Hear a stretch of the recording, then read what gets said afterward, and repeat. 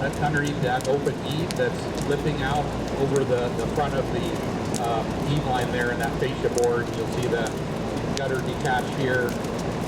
So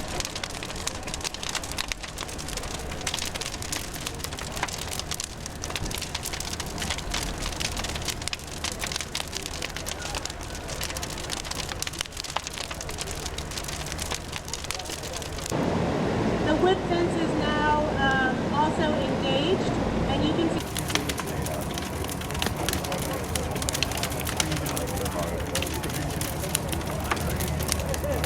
In the last decade, over 70,000 homes and buildings have been damaged or destroyed by wildfires across the state. Just in January, 18,000 in the LA fires. And we've learned a lot from these, from the loss here in California. And one of those things that we've learned is that wildfire mitigations, home hardening combined with defensible space, in particular that first 5 feet around the home, makes a huge difference. A home that is built to today's standards with defensible space has a significantly higher chance of surviving a wildfire. Oh, yeah.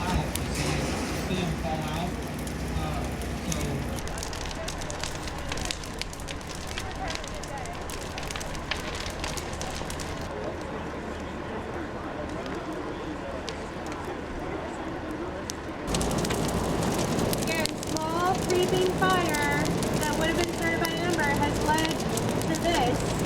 And you can Followed by the 2007 fires, the Witch and the Harris fire. And from that, we now have the nation's quickly and get very hot, so just be cognizant.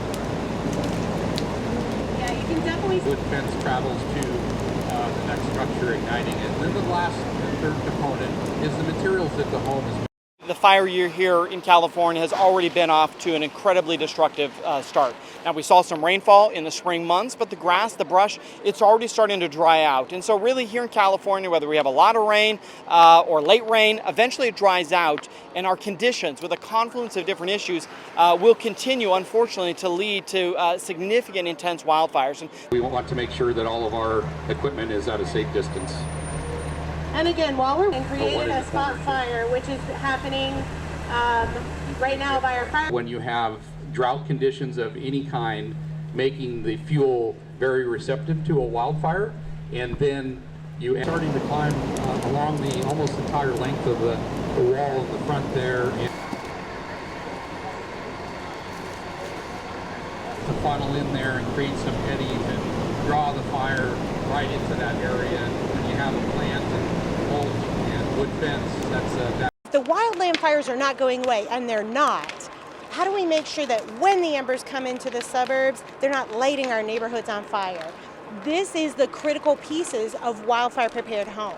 Having the Class A roof, having the vents, having the 6 inches at the bottom, and that really important defensible space makes it so much less likely that that home is going to ignite and then threaten the rest of the neighborhood.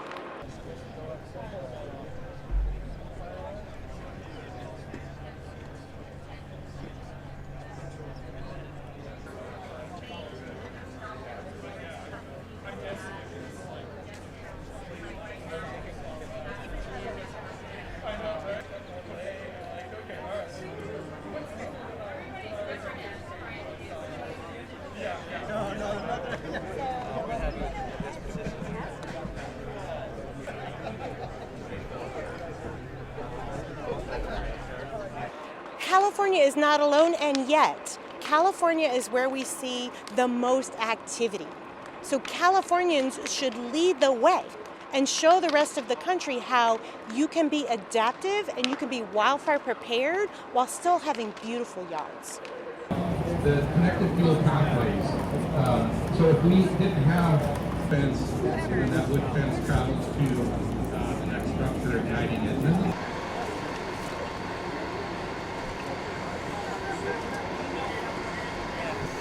I wanted to ask him about the insurance. I saw him doing an interview